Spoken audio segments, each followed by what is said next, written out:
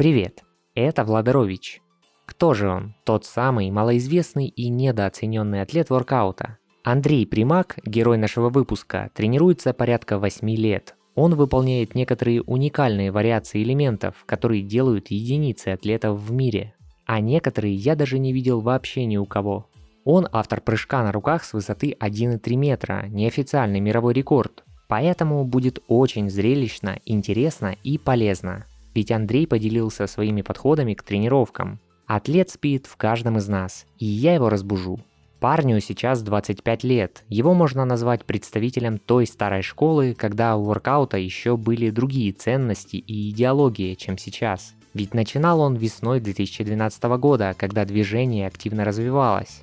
Его антропометрия – это рост 1,66 м и вес 74 килограмма. В 14 лет Андрей записался на бокс, потому что в школе его обижали, а весил он тогда 50 килограмм. Активное детство развивало парня физически, помогая дедушке в огороде, плюс бокс и пару месяцев тренажерного зала дали нашему герою и некую базу в воркауте. Он уже мог порядка 25 раз подтянуться, отжиматься от пола до 100 раз, и брусья делал около 60 повторов. Благодаря базе Андрей уже на первых тренировках с ребятами по воркауту делал немного кривой передний вис, а на первых соревнованиях за месяц подготовки уже держал горизонт ноги врозь 3-4 секунды, флаг, ласточку, выход на 2, не касаясь перекладины. Тогда Андрей занял первое место, парень загорелся этим еще больше. За 3 месяца он уже делал фулл планж, отжимался в горизонте, флаги, выполнял ласточку на одной руке. По тренировкам в первый год занятий из базы это были лесенки на турнике и брусьях, а по элементам делал много попыток.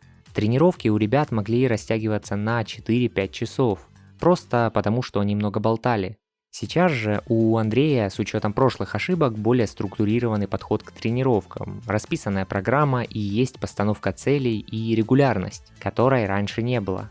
По личным рекордам в элементах из недавних самым значимым можно назвать прыжок в стойке на руках с брусьев высотой 1,3 метра, что является неофициальным мировым рекордом. Ну и конечно он удивляет горизонтами на кольцах, параллельцах и прочих нестабильных поверхностях.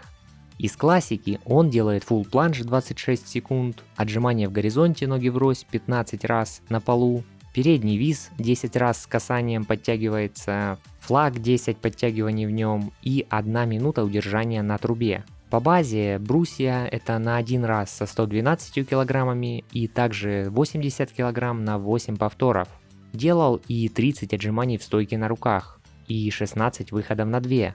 Сейчас погода не всегда позволяет регулярно тренироваться по плану на улице, а залы, учитывая карантины, то работают, то нет.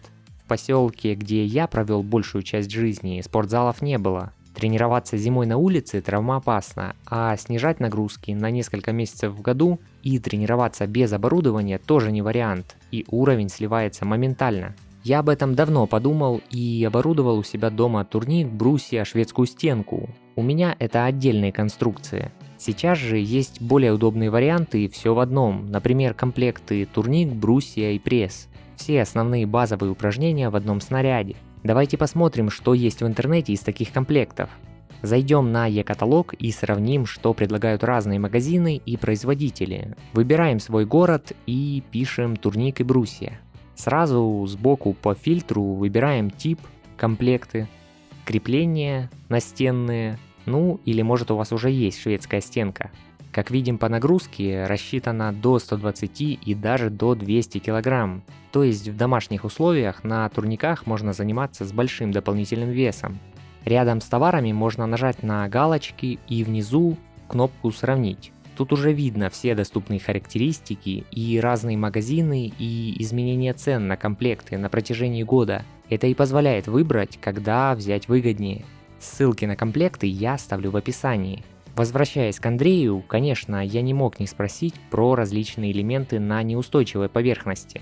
Андрей 6-7 лет назад боялся высоты, но опыт выступлений в цирке на высоте 12 метров и лазанье по горам без страховки помогли перебороть этот страх. Поэтому я вам лишь предлагаю посмотреть на исполнение некоторых трюков Андреем, но не рекомендую пробовать их повторять. Разумеется, были и падения, и другие моменты с травмами, и здесь лишь показаны удачные попытки, за которыми стоит большой объем работы. Поскольку Андрей не просто спортсмен-любитель, а воркаут – это его профессиональная деятельность, то он тренируется сейчас практически ежедневно, по 2 раза в день, 1,5 часа утром и 1,5 часа вечером. Да, иногда бывает и 1 тренировка в день. Горизонты и стойки Андрей тренирует зачастую каждый день, но делает разный вид нагрузок – статика или статодинамика.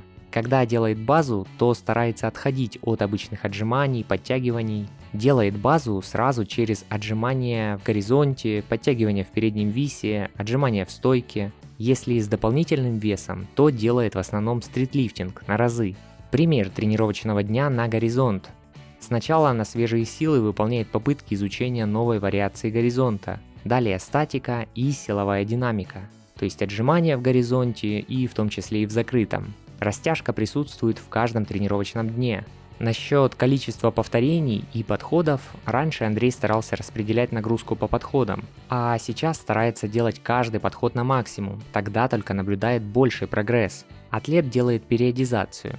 3 недели тяжелых тренировок с максимумами и неделю легких тренировок.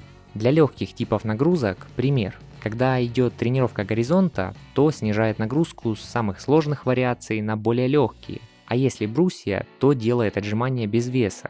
По горизонтам и стойкам снижает время, проведенное под нагрузкой. Андрей с опытом пришел к тому, что не стоит работать на количество раз, а делать упор на качество и делать каждый подход на максимум, чтобы давать стимул для роста.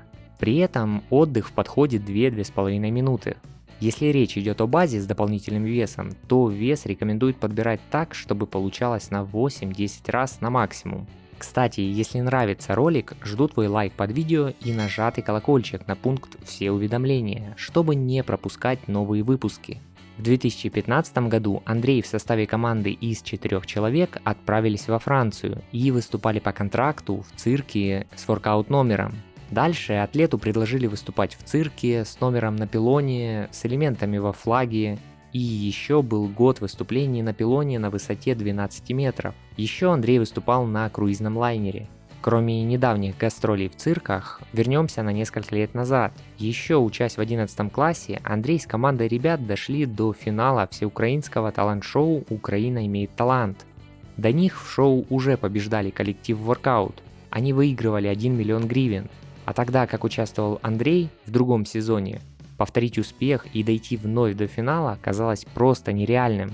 По восстановлению и питанию Андрей тщательно следит за этим. Говорит, что раньше тренировался 3-4 раза в неделю, а со временем организм привык к ежедневным нагрузкам и быстрее восстанавливается за счет питания. Сон у атлета минимум 7 часов. Если желаете подробнее узнать план питания Андрея, сколько калорий он потребляет и какой рацион продуктов на день конкретней, я подготовил пост в Telegram на канале Владарович, ссылка в описании под видео. Подписывайтесь, там тоже регулярный контент.